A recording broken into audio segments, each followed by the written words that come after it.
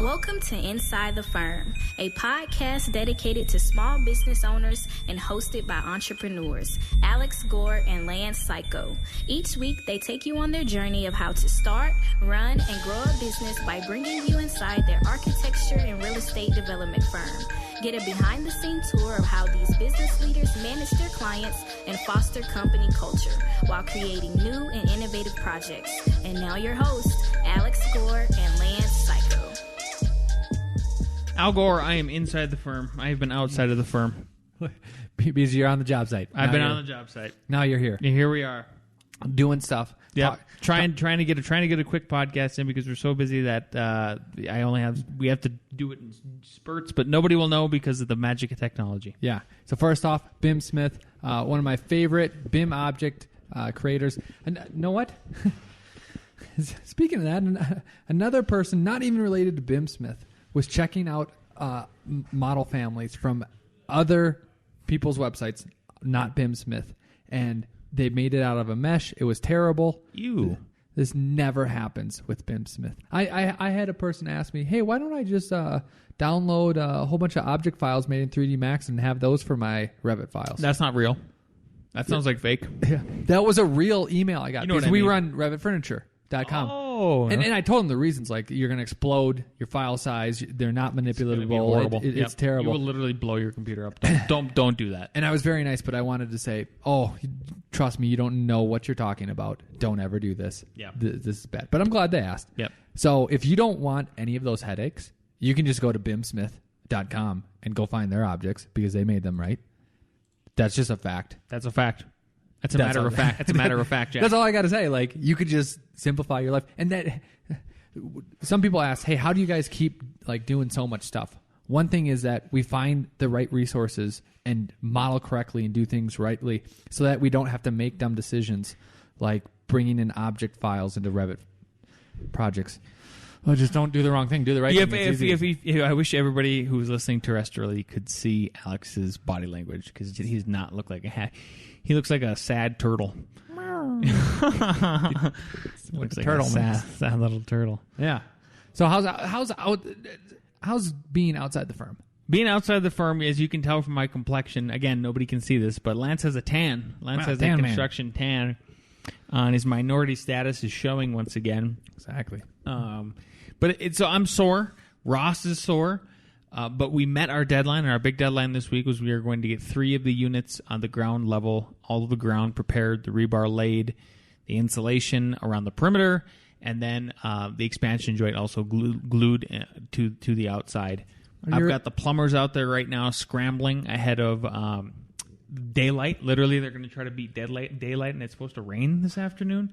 So it's been a challenge, man. It's been working in being an architect, being a lecturer over at the university, being a contractor, a dad, everything else on top of that. Being yourself, I know, terrible. It's terrible. Has been 12 to 14 hour days for about 10 days in a row. Are your little fingers tired from tying all the rebars? They're if you could, I wish you could feel how my hands feel. Like my knuckles are a little bit swole right now. Tying all that rebar.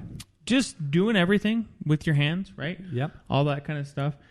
But I had a question. So the update here is we have 2 units under contract, technically. Yep. Yes. So if we wanted to go, and actually now we're going to be entering in, and by the time they hear that, nobody will hear this, right? We can say this. We're entering a bidding war, which is great. It's a fact. It's a fact. So, one thing I wanted to touch on with you was kind of explain to everybody the tricks, not the tricks, just the tips of the trade for developers. And when you have a let's say you're doing a project like ours where there's like 2 different buildings and 9 units, or let's say it's even just a single family development, meaning there's it's like a planned community. So maybe you have you're gonna do 12 houses, right? Sure. The map that Alex was sort of instructed to put up for the sales has been psychologically interesting, and it's working. Yep. It is working. So I'll quickly describe it, but Alex can go into more detail and fill in the gaps that I miss here. So basically, we imagine that we have 2 buildings on our site, and the west building has three units, so it's a triplex, and the east building has a 6plex, right? And imagine on that map that you have different numbers associated with each unit that you're going to sell. So Alex, and there's this psychology game behind it, right? So like the middle unit, it's probably less desirable because you don't have Windows. You lose some windows. You have to share a party wall with people. You feel a little bit less free because you're literally boxed in on both sides. But the end unit, you're like, I got 3 sides. I got more windows. I only share one wall with somebody. So those units usually go for more money, right? But then end units on different sides should go for more money. Because one is the south side, one is the north side. See? One's on the road, one's backing to a lot. Yep. Which one's worth more? I don't know yet, but we're going to try. But the psychology is that every one has a different number because it's unique. Yep. Because you're buying a unique thing. Even if it's repetitive, there are little subtleties. So let me describe quickly on the little building, right? And again, keep this image in your head. 3 units. So 3 units. The north unit, which is our commercial unit, let's say we're selling that to ourselves for $350,000. Then the middle one, we said, $327,000, because that's where we got appraisal at with the bank and everybody to get financing. And then the southernmost unit, $337,000. Well, what's been super interesting about us and us getting the second unit under contract today on the west side is that the first one we got under contract was actually the end unit, the more desirable one. It's on the south side. It wasn't even listed yet. It wasn't even listed yet. And that one went for $337,000, which then we thought we had another. Last weekend we thought we had another buyer who was gonna swallow up the other one for $327,000, the original number. And because we got the one that was more expensive under contract, then my wife said, "You guys should." Who's our realtor? You guys should up the price of the other one because it just makes sense. You're already above and beyond where the appraisal was at. Mm-hmm. So like, okay, yeah, sure. So we upped that one to $330,000, and now what's even better about it is that we have there was somebody in this morning. She worked with them. They sort of have a preliminary working letter of intent, and then she met with another couple at the end of the day here, right before we started recording this episode, and they are going to put together a letter of intent to escalate the price. So now all of a sudden we've created this little bidding war. That's awesome. And actually, since I'll fill in some. The first person had a contract. We will buy it for this price. Yeah. The second person, instead of doing a contract, they said, here's our letter. We will buy it for this amount. So then we asked the first person, do you also want to buy it for that amount or more? They'll say yes or no. Then you could go back to that person and be like, okay, they're not going to raise it. So now you will write your contract for that amount. That's why. So that's the piece that's and going when back. I got to tell you, this is just me being candid to Alex, but he's already heard it, and to you guys is when I saw Alex's little map, I go, "What the hell is this?" And he's like, "Don't worry, trust me." Yeah. Bill told me, Joe told me, Tom. Nobody, those aren't their real names, but other developer buddies. Get out that there we and work build with. it, builder. Yeah, exactly. He's like, "Shut up and build. Get out there. I want you to get your tan back on." Okay, I will, Al. I guess. Sorry. I got to tell you about the mud. Remind me to tell you about the mud and how crabby it's been making me.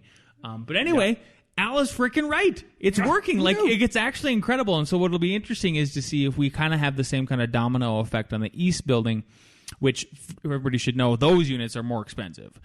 Those units are in the upper 300s and lower 400s. So that'll be a different kind of psychological game. But the most exciting thing to me about this is Al, you were out at the job site no more than an hour ago, taking a look. You and Jason, and there isn't a stick that's in the air. We don't have a wall up, and we already almost have the west building sold out. This is incredible. Yeah, it's incredible, isn't it? That's what I love about it. It's working. Yep. But mind you, everyone, I have been having hesitation, second guessing about this. It has not been, hey, we just thought this and it worked out and it's great. Wait, which part about the whole thing? Yeah. Or? 6 months from now, we'll say that. We'll say what? We'll be like, oh yeah, no, we just did this, and we just thought did this. And then all you guys that are listening, we just did this. Why aren't you doing this? Yeah, they'll be like, you guys are kind of like got the skin of your teeth. Yeah. So I'm still nervous about the next one. Still see how it will go. First buildings being sold out is awesome, though. It's incredible. It's seriously incredible. Like we only have 2. What's amazing is we only have 2 slabs poured on the west building because we have to hold off on the commercial unit for water reasons, and there's literally construction stuff we got to work out. Yep.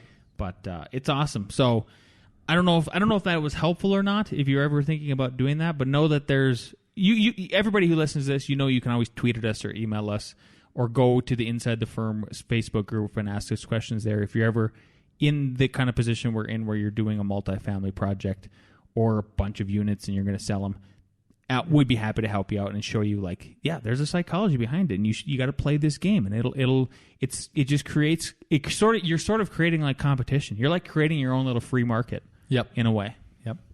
Cool. I like it. You want to talk about mud? Yeah, the mud is annoying to me. I don't know if you've been out to the job site, but it has been. I have. You should see in my garage. So we have a mud room, right? Yep. It's literally full of mud. Yeah. And it's been raining and snowing, and I've been fighting with the weather for 2 weeks now in Colorado. And it's just, I got mud everywhere, bro. But then here was the funny part.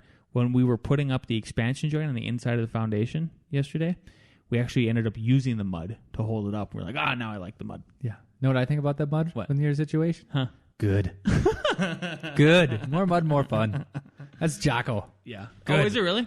Oh, everything that's bad. It's just that. I have to work harder. Good. Hey, I didn't get the promotion. Now I can actually work harder to do it. Good. Hey, I didn't get the gear I wanted. Now I get it. Good. Good. Yeah. Good. It gets sickening after a while. Good.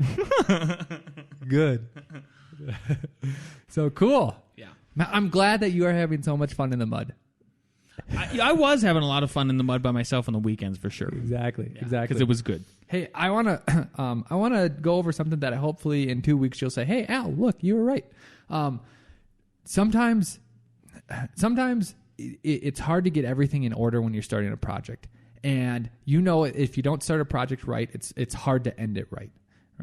And a lot of times we'll do the meet and greet, we'll get the contract, and we'll be at the meetings, but we'll tell a guy, "Hey, start this project, do this house, whatever." But we miss some things sometimes. So take a look at your screen, Lance, up there.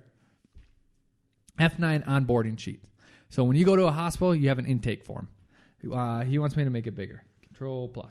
There we go. And now I can barely read. Now I can almost read it. I can read it, kind of. So it says F9 onboarding sheet, project name. You put the project name. You put the date and the project address. What's up with these colors?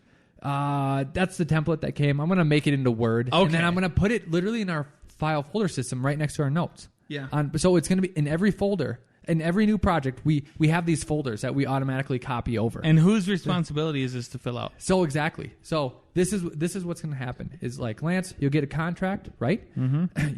You'll put in this information, or the contract is always in the folders. And what I'm going to tell the guys is that every time we start a project, no matter what we tell you to do, let's say we say draw something, you look in the Word document, it's going to be there, and you fill this out. If it's not filled out, you fill it out. There should be some stuff there. There should at least be the name, the email, and stuff like that. Because then, let's just say it's Gresh, and there's a name and email of client. I would tell Gresh with my projects, you can email that client, copy us and say, "Hey, I'm Alex Gresh. I'm a drafter here. I'm working on your project. It looks like there's some information I need. Can you, help me out?" Right? And be like, "Oh, okay, yeah." So it's got clients, it's got consultants who's on board, yeah. Yep. So then you name which consultants are on board, or delete that's not. I love it. Then items needed from clients. Oh, man. Survey. I'm going to put our recommendations for our survey. I haven't filled this in yet. Look at this guy. Look at this guy. Soils report. Right? You can't see him, but you could imagine. Yep. And then this is the other thing I want them to fill out.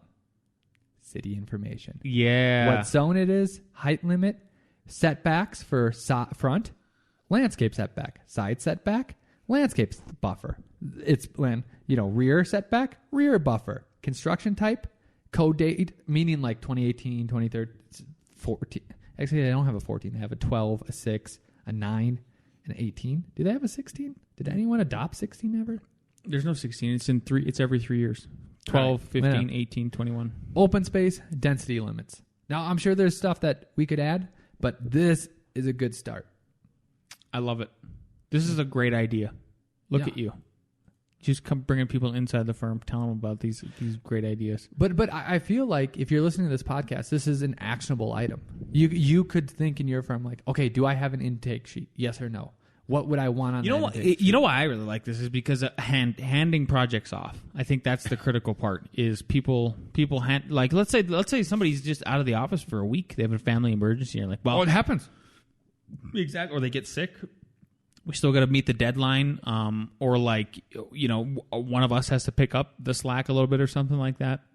Man, you just go into that folder, understand everything, know who to call, consultants. Is good. You're on the right track, Mr. Gore. Yeah, I like it. Awesome. So, Entree Architect Forum, we love. Mark LePage gave us a shout out last week for our 100 episode, right? So if you're not in that community, and if you're an architect or going to be an architect, you should be in that community. You should at least go check it out. But anyways, Leslie Duvall said, hey, keep going. I don't know if she used hard to the paint, but keep going hard, guys, right? So I want to bring up something and get your opinion. And this is going hard. What do you think about this, the people who cheated and what NCARB did? Did you get that email? No. Okay. Yes, I got the emails. Yep. I didn't read them, so you're going to have to educate me. Okay, perfect. I want your real reaction. Good. So candid reaction. Yep. I won't name names or firms. Good. But they do. NCARB does? So listen. So they said there was an email chain. Someone notified NCARB that this email chain was giving test information. Doesn't even say, whatever. Then here was NCARB's response to the... Are you going to read it to me, little Al? Yep. Each candidate is receiving a public reprimand and is required to complete 6 hours of ethics continuing education within the next 12 months. In addition, candidates found to have knowledge of exam questions prior to test have those exam scores invalidated, along with additional all exams. All of them? Okay. The ones, along with... So any information that they had, any exams are invalidated. And then they said the following individuals who are violated this, and then they named all of them. How many are there? Just tell me how many there are. 1, 2, 3, 4, 5, 6, 7, 8. Wow. And they just put them on blast, huh? And if you're an NCARB certificate like holder, you're on this email? Everyone that's in NCARB got this email. Incredible. And they asked one. I'd be mortified. I wonder if people got fired. So I want to understand. Time out. One of these people said they're blowing it out of proportion. Everyone shares what's on the test. Obviously, they think that. Obviously, NCARB thinks another thing. Okay. What do you think of what NCARB? Like hey, your tests are invalidated and you got to take ethics. And then what do you think about them putting them on blast, literally emailing everyone? Okay, there's a two-part question, right? Yep. Okay, the first part is, I thought, wow, that's a light treatment. I'm kind of surprised they weren't 86th entirely from the profession. You know what I mean? Like you're never getting a license. Like you're so unethical. It's like Twitter. It's like Joe Rogan in that podcast, the Twitter people he had on. That's why I'm bringing it up. Where they're talking. So if anybody hasn't listened to that, I would highly recommend. Joe Rogan, Jack Dorsey. That's the episode. Yep. And the reason I'm bringing this up is because they had a very good. It's episode 1258 of the Joe Rogan podcast. Phenomenal podcast because they talk about all these bans that have been happening with Twitter on all sides of the spectrum. And they're people telling the bosses of Twitter, you are wrong. This is what's happening, right? So, that's why we can have this conversation, right? So, the punishment, you don't really mind. You think that's okay. You maybe would have went harder to the paint. I am blown away that it's not harder. Yeah. Okay. I'm seriously surprised that it wasn't a more strict one. That's amazing. What about the public blast? The public blast is... because we've had students that cheat. Do we email the rest of the class? Or the university? Because we have access to listservs. I think it's kind of a trashy thing to do. Don't you think? Do you think it's a little trashy or not? That's my knee-jerk reaction is that it's trashy. And this is coming from a guy who likes to be a little trashy. Dude, you are a trash man. You're a trash man. Trashy. Trash man. Don't worry, I'm a garbage man myself. My wife knows. The only thing... Everybody should know Al's been sick for the last week because he literally caught garbage disposal flu. Because I redid my garbage disposal. Oh my god! It leaked all over my house. Oh my god! Freaking Al Gore. So I thought, they could have added also you can't take a test for 6 months to a year. And I go, that's actually pretty serious. If you're trying to get maybe that's the way it should have been. I guess I'm just surprised that they aren't banned. I was so far from cheating on the NCARB test because, like, we took them so seriously. Like, I read the IBC from front to back, that kind of stuff. You know what I mean? Like, we took them so seriously in the sense of, like, yeah, this is going to help us be like being a licensed architect is health, safety, welfare. Like, it's a real title. Like, I want to learn as much so I feel very confident, right? Yes.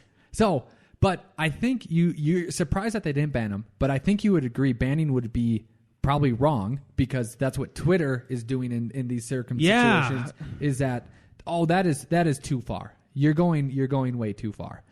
So my opinion is okay. They could have maybe just let them delayed them for a year, which is that's actually a pretty big thing. The public blast, I think that's terrible that they did that. It's pretty trashy. I think that's terrible. That's terrible. There's no other word for me to say then, or not trashy. What is it? Just lack of class. Just classless. Yeah. Classless. And here's where I'm going to is now there's been people talking about this online, right? And this hit me in particular is, okay, now what do you think about people who are saying like what you were just saying?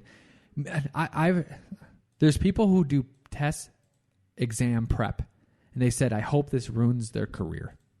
What did you just say? Repeat that. So someone who does test prep, hey, I hope this ruins their career. They should be, banned forever, but just extremely hard. Oh, you're just saying hypothetically. No. This is real. What now? That was documented too? Somebody saying that? This is on Facebook.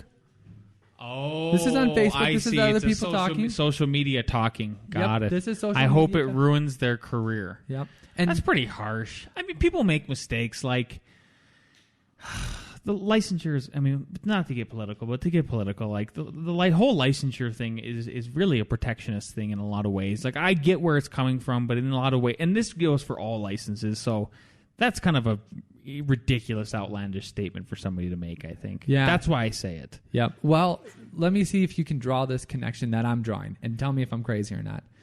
Okay, someone was taking the test and they shared some sort of information. It might have been the exact text questions with someone else, which would be hard to remember, and telephone is a terrible game, right? But they shared it with their friends, right? As someone who does test prep exam, you're doing one of two things. One, you're somehow understanding what they're testing for, you should, and you're slightly changing it.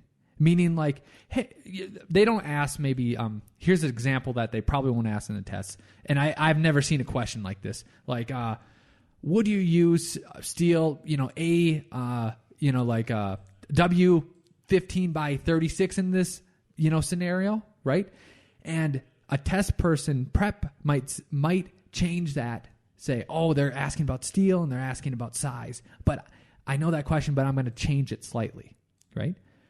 So you're very close to cheating if you're giving accurate representation of what the test is about. If you're giving accurate representation of what the test is about, you're slightly changing what you know to be on the test. So you're very close to cheating if you're actually doing a decent job. Or you're changing it so much that you're not close, that you're confusing everyone, and the biggest criticism of NCARB is that we aren't prepared, you're testing way too much subjects, you are unclear, this is crazy, right? Mm-hmm. Because that's the feedback we're getting is like, they ask, are you prepared for this? Some people want to answer yes just so they don't ding them. Like, no, it's way too broad, it's way too crazy.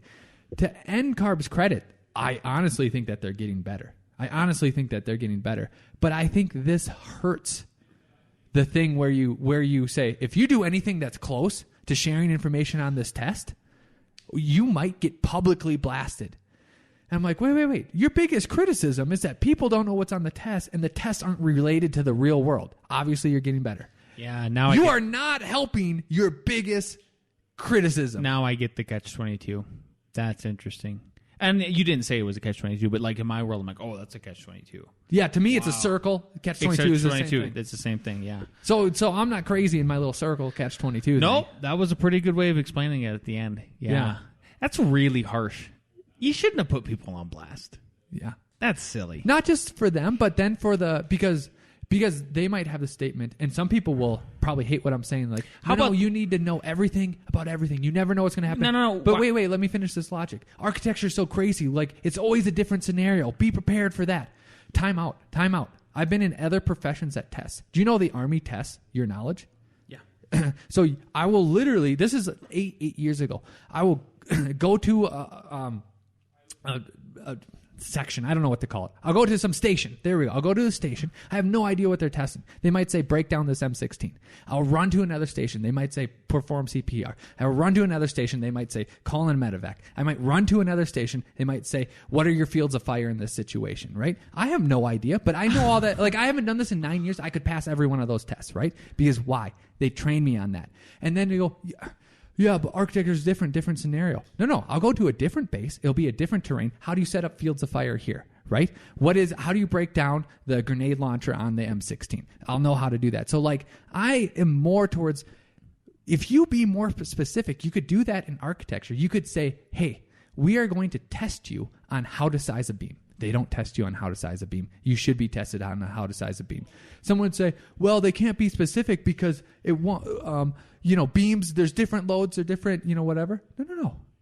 If you tell someone we're going to how to size a beam, you will know the parameters of how to size a beam in different scenarios. The method, the system. Mm-hmm. You know what I mean? But this unclearness in this, you can't know, is, for me, the wrong way to do it. And I know from the military that works out pretty well because I can still remember all of that shit, and it hasn't been 10 years. And I know from my doctor friends who told me about their tests, like, tests. They know exactly what's going on. Same thing with P.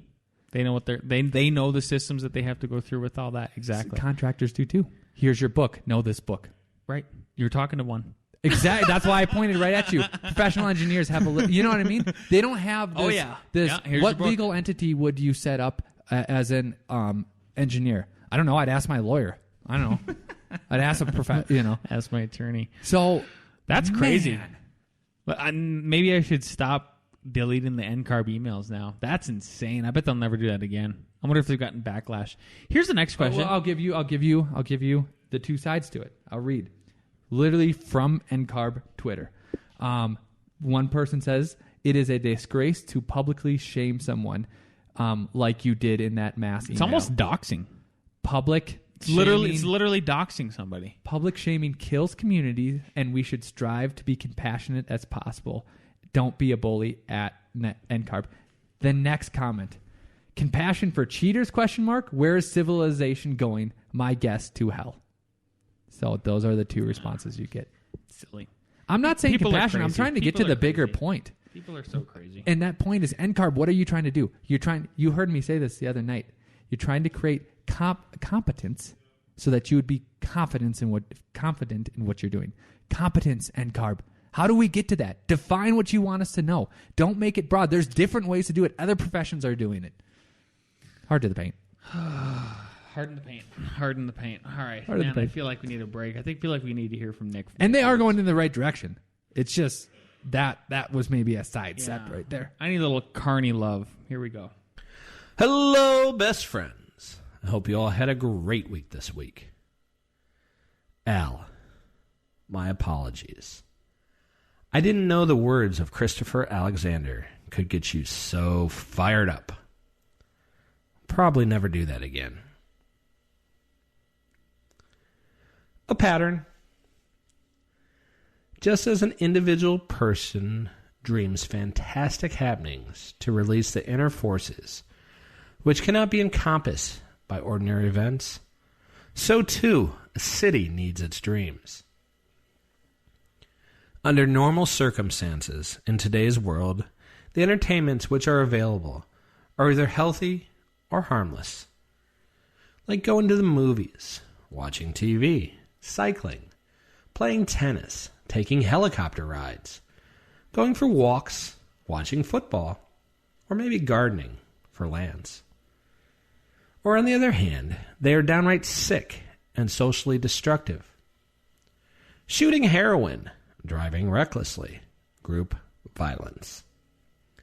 But man has a great need for this mad subconscious process to come into play, without unleashing them to such an extent that they become destructive. There is, in short, a need for socially sanctioned activities, which are the social outward equivalents of dreaming. In primitive societies, this kind of process was provided by the rites, witch doctors, or shamans. In Western civilization, during the last 300 or 400 years, the closest available source for this outward acknowledgement of underground life has been the circus, fairs, or carnivals. Today, on the whole, this kind of experience is gone. The circus and carnivals are drying up, but the need persists. Set aside some part of the town as a carnival. Pattern number 58, Carnival. A pattern language by Christopher Alexander. Toodles! Let's get wild, Nick. That's what I love. I'm sad I'm not going to Vegas with you. Lance will be there. Whole bunch of people. You guys are giving out free high fives, I hear, for the AIA convention. That's what you're bringing. That's exactly. Yeah. We'll be there. Al will be there in spirit with us. That's what he's saying. I'll be having a baby. I'll be doing most of the work. My wife will be cheering me on, patting me on the back, and walking out of the room. You judge. Go hard to the paint. You know what? Go hard in the paint. That was one of the best Nick Reeds I've ever heard in my entire Nick Reeds life. Yeah. Amazing, Nick. So, yeah. Thank you for your service. Yep. Well, with that, this is we got to cut this one a little bit shorter than usual. There's no ARE Jeopardy, so I would like to let Al have his little spiel about if he's done coughing. I'm done. Yeah, you're done? Revit Furniture? Anything? No, Revit Rocket Ship. Revit Rocket Ship, my bad. Learn Revit. Go to Revit Rocket Ship. Go hard to the paint on Revit. That's where you get it.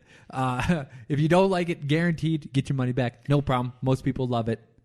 So go ahead and do that. And you know what? I didn't say this last episode, but I'm saying it now. This is technically the 102nd episode if you count episode 0. So I just wanted to thank everybody for listening to this podcast so far. I'm going to read you off some quick stats. It's pretty incredible. This is one of my most favorite things that I do on planet Earth, and I know Alex it is too, as well for him, because we spread the entrepreneurial spirit, love for capitalism, love for just doing your best, kicking butt at the fundamentals. We have some incredible stats. We have been downloaded over 62,000 times. I did not see that one coming. We're still going strong. We're gaining all kinds of new fans. People send us really cool stuff all the time. We're doing new interviews. We're going to AIA. A fan stopped in today. A fan stopped in today, literally tweeted at Mr. Al Gore. That's me. On the internet, then called me. Then I gave him Al's number. So the door was unlocked. He just needed to twist it. The door was unlocked. Okay, fair enough. He'll hear this. He'll hear this. But anyway, thank you so much. If you do appreciate this podcast, please leave us a 5-star review. Check that out on the iTunes, and we will see you next week.